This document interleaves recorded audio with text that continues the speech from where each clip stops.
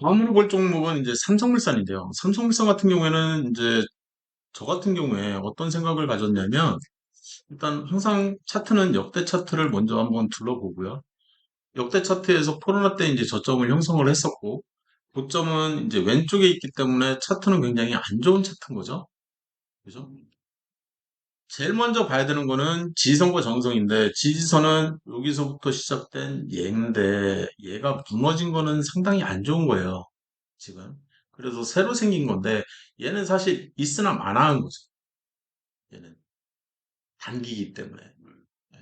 장기가 아니에요. 얘는 새로 생긴 거고 저항선은 이쪽에서 부터 그린 이제 제일 큰 저항선은 이렇게 그릴 수가 있는 거죠. 그래서 만약에 저점은 여기이기 때문에 아 지금은 나름 심리적 저점인가 보다라고 판단을 할 수가 있어요. 그리고 고점은 여기까지 오를 가능성이 있는 거고 이 위로 쳐 올릴 가능성은 언제 생기는 거냐면 저항선이 이 저항선이 돌파됐을 때 여기서부터 만들어진 예인 거죠. 그래서 두 번째 이제 저항선이 이제 새로 생긴 거고 장기죠. 얘는 장기 저항선이죠. 근데 여기서부터 여기까지 만들어진 새로 만들어진 거죠. 희망사항은 희망이 생긴 건 뭐냐면 이 첫 번째, 두 번째 고점 잡았을 때 위로 이렇게 올라간 흔적이 보이는 거는 좋은 거죠. 그래서 위로 올라간 가능성이 여전히 남아있어 보이고, 근데 최근에 만들어진 이 코로나 때부터 만들어진 얘는 지금 지지선이 무너졌기 때문에 안 좋은데, 한편으로는 또, 이 코로나 때 이 과도한 거를 제할 수 있다라는 얘기를 했잖아요. 그래서 걔를 제외하고 보면 얘인 거잖아요. 그죠? 좀 더 자세히 그려보면, 얘를 빼고 얘를 가지고 그려보면, 예, 지금 딱 맞아 떨어졌잖아요.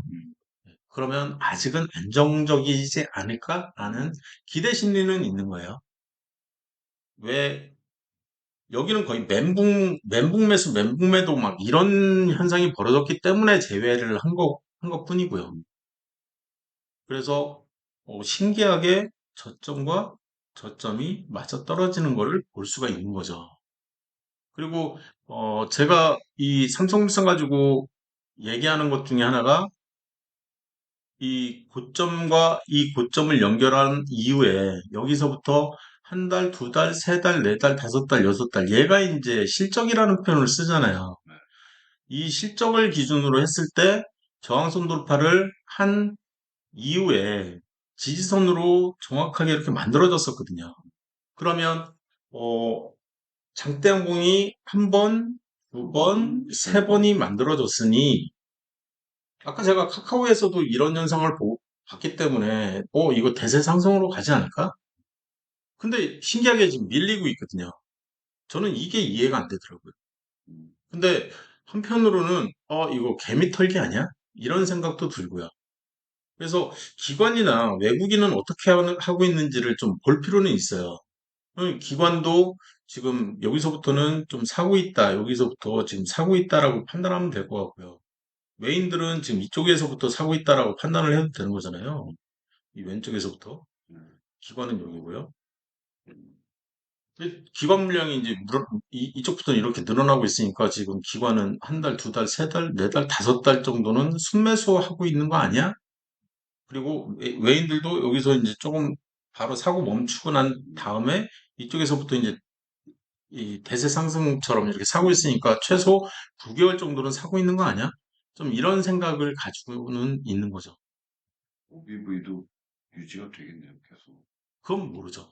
그건 이제 OBV는 좀 매집 차트긴 한데 여기서부터 이렇게 매집하고 있다라는 식으로 이렇게 보여주고는 있는데 이렇게 이렇게 보진 않기 때문에 제가 OBV는 좀 나중에 이거요 얘기하죠. 그래서 기관하고 외인이 지금 쌍끌이하고 있는데도 불구하고 지금 여기 이쪽에서 이 오른쪽에서는 지금 순매도가 일어나고 있으니까 이쪽에서는 그러니까 외인이 조금 팔고는 있네요.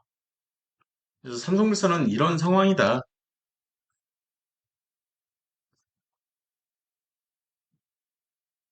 개인적으로는 굉장히 괜찮다라고 생각을 하는 음, 종목, 종목들 중에 하나예요.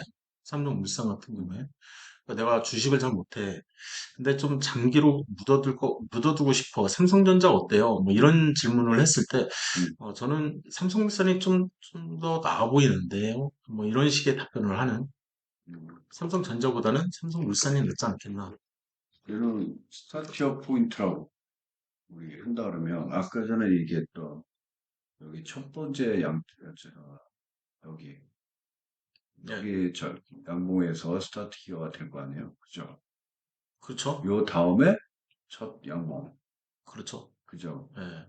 그러면 일단은 근데 지금 여기서는 좀 봐야 되는 것들 중에 예, 하나가 뭐가 있냐면, 내가 지금 여기서 살래 말래라는 음, 결정을 하려고 하는 거잖아요. 음, 그러면, 얘가 나왔을 때, 이 장대양봉이 얘가 이제 발생을 했을 때, 예, 제일 먼저 봐야 되는 거는 시가예요, 시가. 음, 시가, 예, 오케이, 예, 시가. 예, 그리고 난 이후에 얘가 이제 발생을 했기 때문에 내가 이제 사고 싶은 거잖아요. 그러면 저항선 돌파로 사잖아요. 네, 예, 저항선 돌파로. 그죠? 네, 그래서 저항선이 이렇게 나올 거잖아요. 네, 그러면 이날 샀을 수가 있고요. 네, 이날 아침에 샀을 수가 있는 거죠. 네, 장 시작과 동시에 예, 갭상 보고 그냥 예, 샀을 수가 있는 거죠. 예, 스윙이기 때문에. 네, 그리고 나서 요 위에서 놀고 있잖아요. 지금 네, 계속. 그러면 저항선 돌파가 이 고점이 여기이기 때문에 다음 베스트 타이밍은 이날 아침에 장 네, 시작과 동시에 또 샀을 수가 있죠. 네, 네, 이해되셨죠? 네, 그리고 나서 고점이 바뀌었잖아요. 네, 여전히 이, 이 장대양봉 위에서 놀고 있는 네, 애잖아요. 네, 그러면은 이날 기준으로 해서 또 저점을 다시 잡아야 되기 때문에 음, 이렇게 잡아야 되잖아요. 네, 그죠? 그럼 이날 사야 되는 거죠. 이날. 음, 이날 또 샀을 수가 있죠. 제가 361 저항선 돌파로 지금 계속 보고 있는 거잖아요. 네, 그러면 이 오른쪽은 또 장대양봉이 이쪽에서 또 나온 네, 거거든요. 얘가. 네, 그러면 새로 또 저점을 잡아야 되는 거예요. 이 장대양봉이 여기서부터 시작인 거잖아요. 시가가. 네, 그죠? 지금 그 시가 위에서 놀고 있는 거거든요. 네, 아직도. 네, 그러면 내가 저항선 돌파를 볼 때 여기서 이렇게 보는 거죠. 이렇게 오른쪽으로. 그래서 음봉이면 양봉에서 사야 되니까 이날 살 수 있는 거죠. 음, 이쪽은 버리고. 네, 그리고 그 다음 양봉은 이날이 되는 거죠. 이날이 되죠. 음, 그죠? 네, 계속 이제 사고팔고 사고팔고 음, 사고팔고를 파는 건 얘기를 안 하고 있는 거고 지금 사는 것만 음, 얘기를 하고 있는 거잖아요. 내가 언제 어떤 방식으로 살까라고 했을 때 이 방식대로 살려고 하는 거죠. 그래서 다음 저항선 돌파는 지금 이렇게 되는데 한 달이 넘어갔기 때문에 지금 한 달 전에 살려고 하니까 여기서부터 대세 하락이다. 음, 이게 돌파되면 또 사야지. 이런 생각을 가지고 이제 접근을 하는 거죠. 그럼 얘는 지금 사도 되냐? 네, 사도 되는 거죠. 언제? 이 저항선 돌파가 되면. 음, 그전에는 별로 사고 싶지 않은데 좀 음, 그런 거죠. 음, 여기서도 지금 이렇게 하락을 하는데 한 달이 지났어. 그러면 음, 이쪽에 이제 장대양봉이 있다고 치고 네, 여기 있네요. 네, 그러면 여기서부터 한 달이 지나고 나서 내가 정선 돌파를 본 거기 때문에 이렇게 보는 거잖아요. 음, 그러면은 이날 사는 거죠. 이날. 아니면 그 다음 정선 돌파는 이쪽이니까 이날 사든지 음, 요거 치고 올라갈 때. 음, 타이밍은 그런 식으로 잡으려고 노력을 하는 거죠. 음,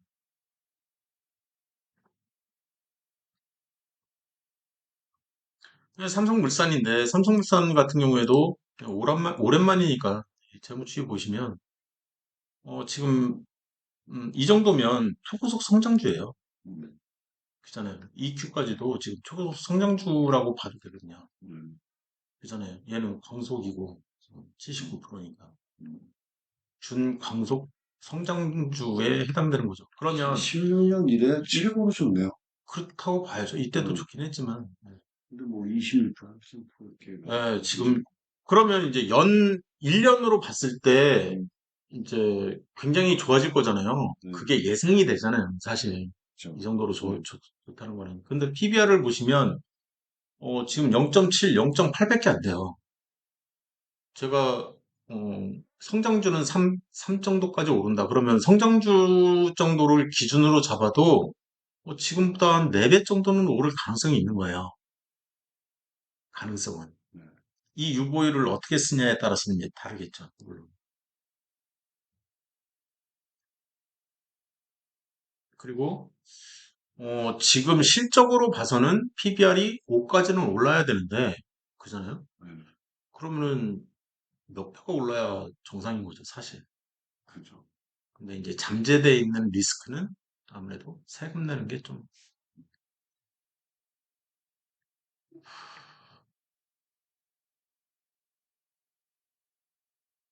혹시 삼성물산 관련해서 질문이 있다면, 없습니다. 이 정도 실적인데 주가가 저 모양이라는 거는 어, 비상식에 해당되는 거죠. 이런 종목들 중에 제가 아는 종목이 뭐가 있냐면, 좀 작은 회사긴 하지만, MI텍이라는 종목이 있거든요. MI텍이라는 종목이 역대 차트를 보시면 이제 상장한 지 얼마 안 돼요. 이때 이제 상장을 해서 지금 이제 1년, 2년, 3년, 4년째 이제 접어든 회사인데, 음, 이 회사 같은 경우에는 이제 최초 1년에서 한 2년 정도야 이제 실적과 무관하게 차트가 움직인다고 쳐도 신규주기 때문에 그 물량이 이제 쏟아져 나오는 그런 게 있잖아요. 그렇지만 나머지는 이게 보시면 실적이 지금 막 190%, 23%에 막 190%, 음, 지금 180, 100%가 넘는 신급에 해당되는 이런 실적을 찍었는데도 불구하고 주가는 흘렀거든요, 그냥. 근데 올해 같은 경우에는 주가가 그닥 오르지를 않았어요. 그러니까 실적이 그닥 뭐 상대적으로 좋은 음, 편은 아니었지만 음, 올해 지금 다시 날아가고 있거든요. 그래서 음, 매출 증가, 영업이익 증가 15% 이상, 15% 이상 되면 제가 이런 종목은 성장주라는 표현을 쓰잖아요. 30% 이상이다. 그리고 이제 이 초고속 성장주라고 음, 부르지만 지금 보시면 PBR이 4까지 올라갔어요. 제가 이제 이 종목을 다룰 때는 1에서 2 사이 왔다 갔다 왔다 갔다 하고 막 음, 던 시절이었거든요. 음, 실적이 워낙 좋아서 이제 제가 했는데 지금은 지금은 안 하고 있죠. 당연히. 안 하는 가장 큰 이유는 역대 최고가에 가 있기 때문에 안 하는 거예요. 어디까지 오를지를 제가 모르기 때문에 시장성이라든지 이런 것들은 제가 판단할 수 있는 뭐 그런 게 없거든요. 음. 그래서 이렇게 되지 않을까라는 생각을 가지고 있어요. 뭐가? 삼성물산이에요. 삼성물산이 네, 삼성물산이요. 삼성물산도 지금은 이렇게 삐그덕거리고 있지만 사실 이렇게 삐그덕거릴 만한 종목은 아니거든요. 지금 여기서 이럴 만한 종목은 아니거든요. 얘가. 그리고 제가 뭐 기관이라든지 외국인 보유 수량을 가지고 얘기를 할 때, 이런 얘기 하잖아요. 이 최고가 기준, 최고점 기준으로 이렇게 정선으로 이렇게 그리고, 음, 두 번째 고점 기준으로 이렇게 그렸을 때도, 음, 여기서부터는 이제 순매수로 봐도 되지 않겠냐. 음, 그래서 여기서부터 이제 순매수를 기관이 하고 있으니, 우리나라의 중대형주 이상은 이 기관 보유 수량을 보라고 제가 계속 네, 얘기하잖아요. 네, 예, 외국인이 주포가 아니라 음, 기관이 주포니까 이 중대형주 같은 경우에 대형주도 마찬가지고 그래서 어, 이 기관 보유 수량이 늘어나고 있는 이 부분은 상당히 고무적이다라고 저는 생각을 하는 거죠. 굉장히 음, 좋다. 그래서 삼성물산은 저는 좋다고 생각해요.